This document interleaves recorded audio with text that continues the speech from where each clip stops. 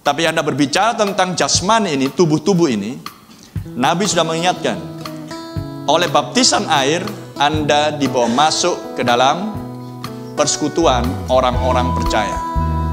Tapi baptisan Roh Kudus oleh satu roh, Anda dibaptis ke dalam satu tubuh. Tubuh mistik yang paradoks. Tubuh mistiknya Yesus Kristus yang sedang ada di muka bumi. Jadi jangan disamakan antara tubuh jasmani, oleh baptisan air Anda dibawa masuk ke sini, dan di dalam Roh Kudus. Amin. Anda bisa mengerti? Anda bisa memahami? Tidak akan mungkin seorang yang di dalam Roh Kudus bisa jatuh, karena oleh satu roh kamu dibaptis.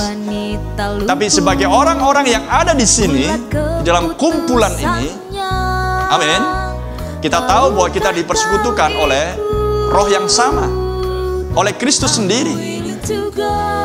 Jadi apa yang harus Anda jalani di sini adalah sebuah proses pertumbuhan spiritualmu sementara Anda di dalam gereja lokal ini. Sehingga Anda akan pindah dari gereja lokal untuk masuk kepada gerejanya Allah yang hidup. Amin. Yang adalah bangunan tempat kediaman Allah yang hidup di dalam gerejanya yang hidup. Jadi bukan sekedar anggota gereja lokal. Karena anggota gereja lokal tidak akan sampai ke pengangkatan. Amin. Itulah sebabnya kita diberitahukan tentang si Akan. Bukan soal berada di negeri perjanjian. Amin. Tetapi adalah menduduki tanah pusaka. Oh, terpujilah nama Tuhan. Praise the Lord. Bukan sekedar menyeberang sungai Yordan. Dan sungai yang terbelah adalah gambaran pembukaan ke-7 meterai. Bukan Anda memegang buku 7 meterai. Bukan karena Anda mendengar khotbah-khotbah itu. Amin. Tapi Anda harus terus dipimpin oleh Roh Allah untuk sampai menduduki tanah pusakamu masing-masing. Itulah posisimu di dalam Roh Kudus, di dalam Kristus. Itulah posisi Israel di dalam negeri perjanjian. Haleluya.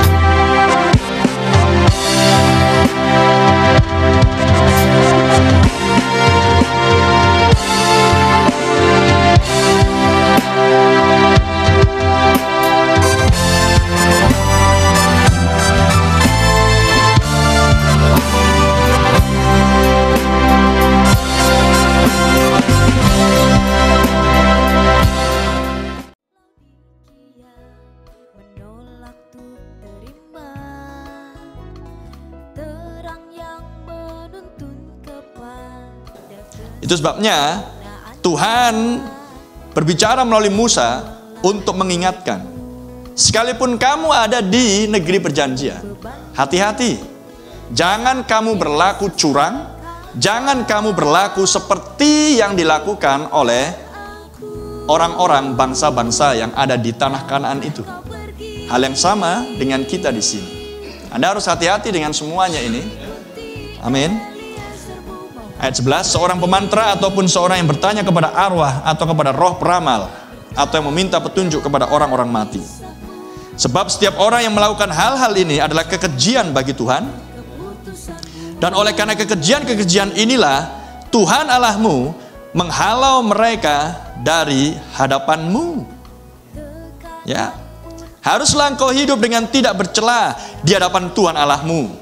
Tidakkah firman yang sama untuk kita sebagai seorang yang diklaim sebagai surat Kristus, the written epistle, surat yang tertulis.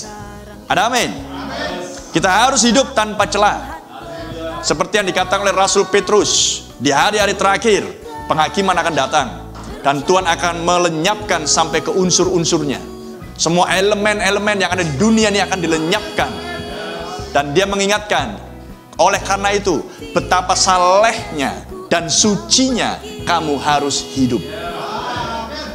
Amin. Karena mereka yang celah tidak akan luput dari penghakiman yang akan datang. Ya. Ayat 16, ayat 14.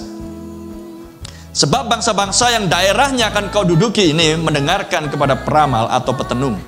Tetapi engkau ini tidak diizinkan Tuhan Allahmu melakukan yang demikian.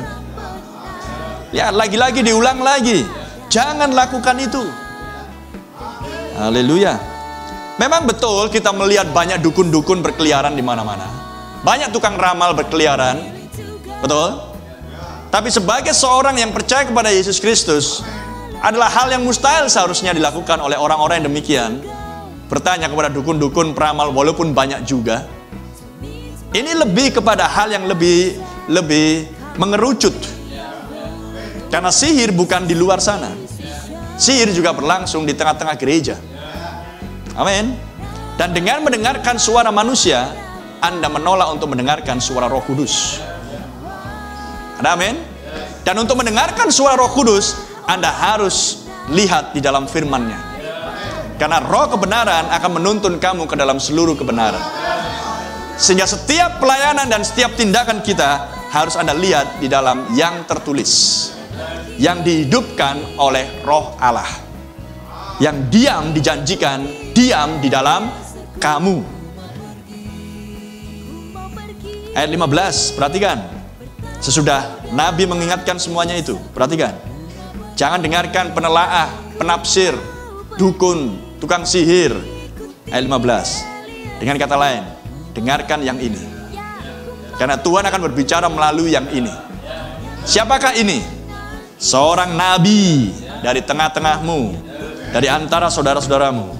Sama seperti aku, sebuah nubuatan berbicara akan tampilnya Yesus Kristus, Allah nabi, nabi di atas segala nabi. Akan dibangkitkan bagimu oleh Tuhan Allahmu, dialah yang harus kamu dengarkan. Amin.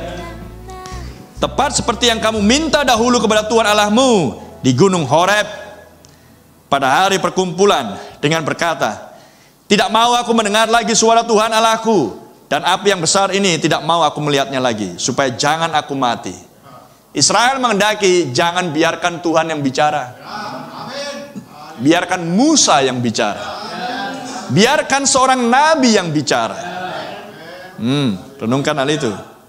Itulah sebabnya misteri harus datang kepada nabi terlebih dahulu. Karena seorang nabi adalah seorang pelihat. Lalu berkatalah Tuhan kepadaku, apa yang dikatakan mereka itu baik. Seorang nabi akan kubangkitkan bagi mereka dari antara saudara mereka. Pengulangan di ayat 15. Seperti engkau ini, aku akan menaruh firmanku, amen, dalam mulutnya, dan ia akan mengatakan kepada mereka segala yang kuperintahkan kepadanya.